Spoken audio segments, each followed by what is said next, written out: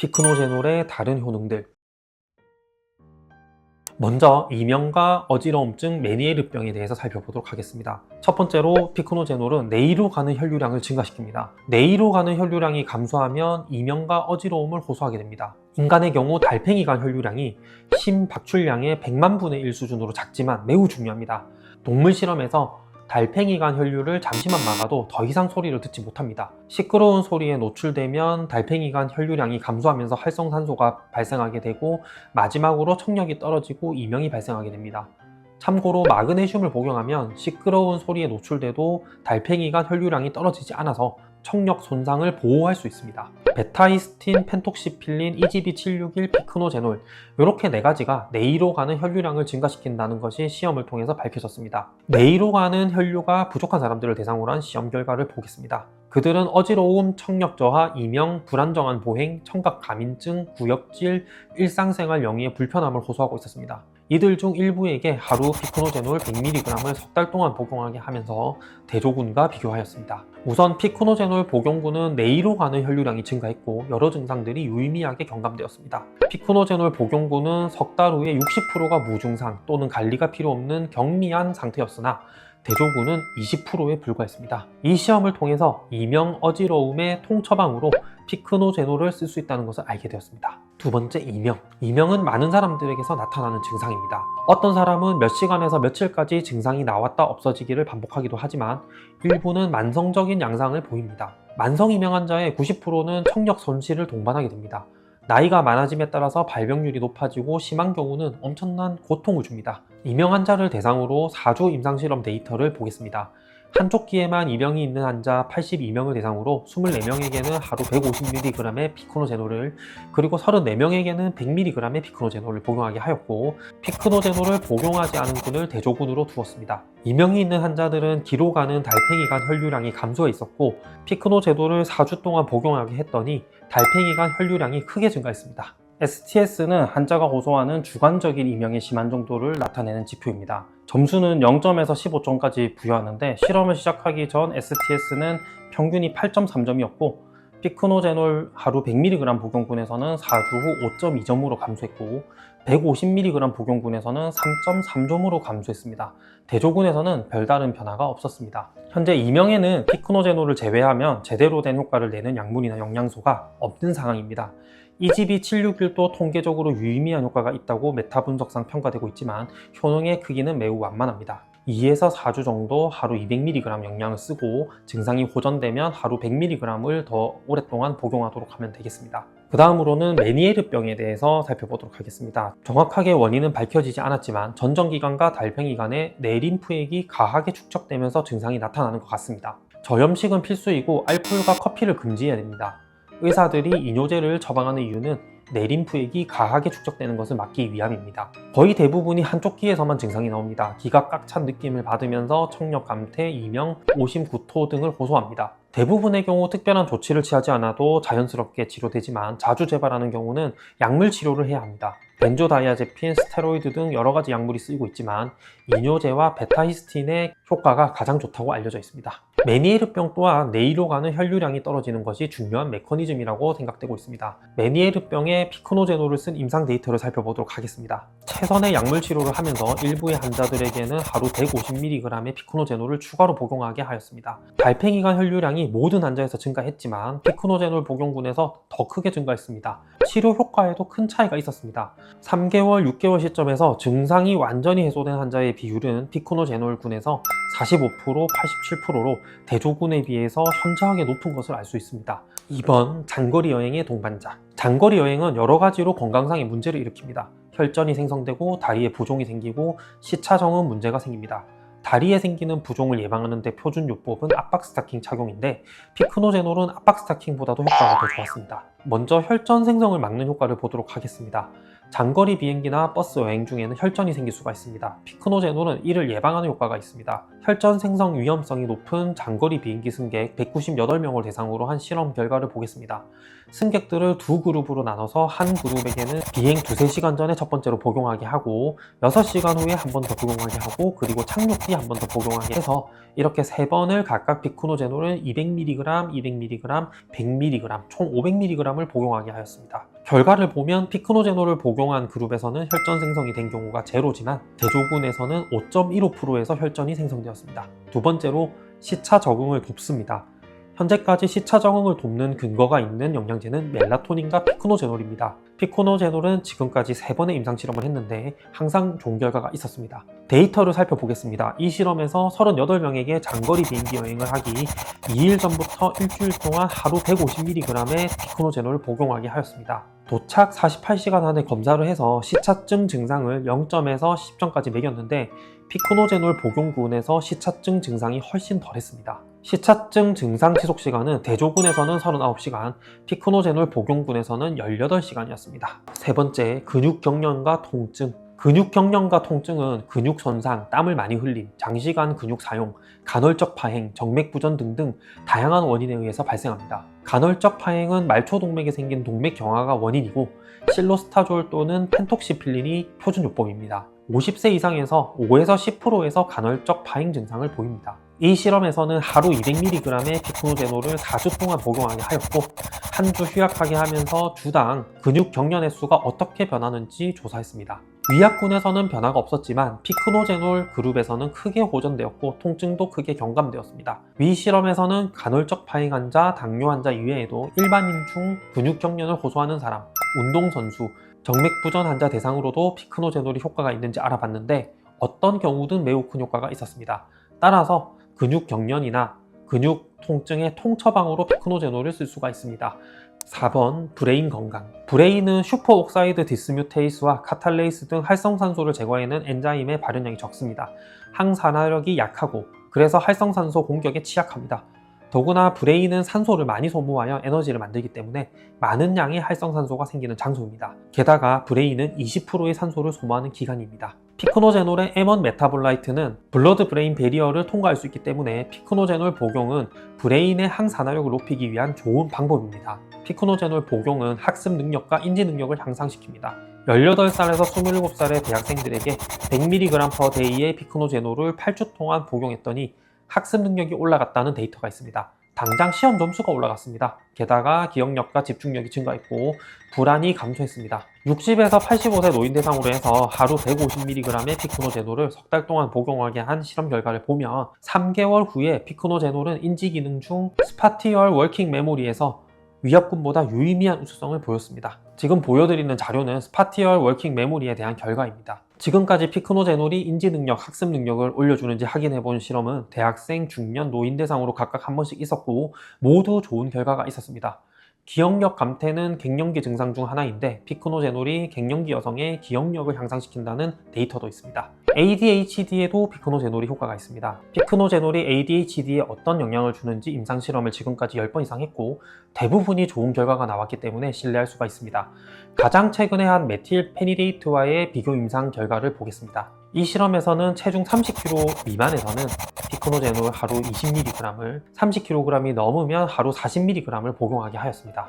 피크노제놀은 약효가 서서히 나타납니다. 10주 복용으로도 최대 효과가 아직 나오지 않았습니다. 10주 후 선생님이 평가한 ADHD 점수 개선폭은 메틸페니데이트의 약 70% 정도였고 부모가 평가한 점수 개선폭은 30% 정도였습니다. 피크노제놀 이외에 마그네슘이나 철분, 아연, 오메가3 등이 ADHD에 효과가 있기 때문에 적당한 영양소와 병용 선을 해주시면 되겠습니다. 5번 하지불안 증후군. 불면증 환자의 약 15에서 25% 정도는 하지불안증 증후군이 불면의 주 원인입니다. 하지불안 증후군 환자는 벌레 같은 것이 다리에 기어다니는 느낌이나 어떤 감각이 다리를 따라 위로 올라오는 느낌, 다리를 움직이고 싶은 욕구와 함께 근육이 경련하거나 통증, 가려움 등의 증상이 나타나면서 수면에 방해를 받습니다. 피크노제놀을 복용하고 잠을 잘 자게 되었다는 경험담을 가끔 듣습니다. 아마 이는 하지불안 증후군을 가지는 분이 피크노제놀을 복용했기 때문이라고 생각할 수 있습니다. 피크노제놀이 하지불안 증후군에 효과가 좋다는 데이터가 있습니다. 24명에게는 표준요법만 하고 그리고 21명에게는 표준요법에 하루 피크노제놀 120mg을 4주 동안 복용하게 하였습니다. 저자들은 각각의 증상에 0점에서 4점까지 점수를 부여하고 증상이 얼마나 경감되었는지를 조사하였습니다. 결과를 살펴보면 피크노제놀이 하지불안 증후군 증상 감소에 상당한 효과가 있음을 알 수 있습니다. 하지불안 증후군의 여러 증상들이 피크노제놀 복용군에서 훨씬 더 많이 감소한 것을 알 수 있습니다.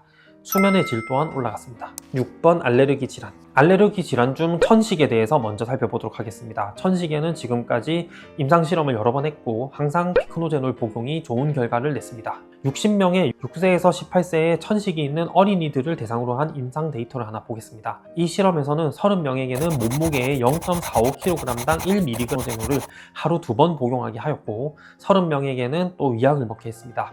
저자들은 피크노제놀의 천식 개선 효과가 상당함에 놀랐습니다. 피크노제놀 복용군 전원이 천식 증상이 거의 없어졌습니다. 결과를 한번 보도록 하겠습니다. 먼저 피크 익스피레이토리 볼륨이 증가했습니다. 알부테롤 인할러, 벤토린의 사용량이 줄어들었습니다. 30명 중에서 한 달 후에는 8명, 2달 후에는 12명, 3달 후에는 18명이 흡입기 사용이 전혀 필요 없는 상태가 되었습니다. 천식 점수가 2.3점에서 석 달 후에는 0.2점으로 낮아졌습니다. 소변에서 측정한 유코트리엔 양이 감소했습니다.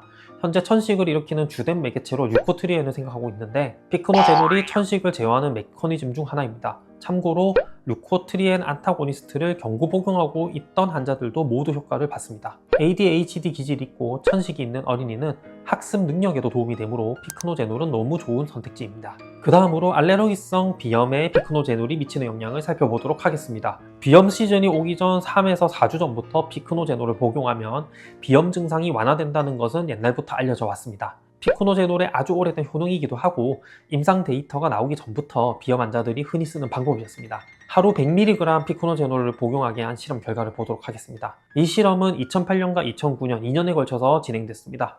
2008년에 알레르기 시즌이 오기 전 3에서 4주 전부터 피크노제놀 하루 100mg을 복용하게 하였습니다.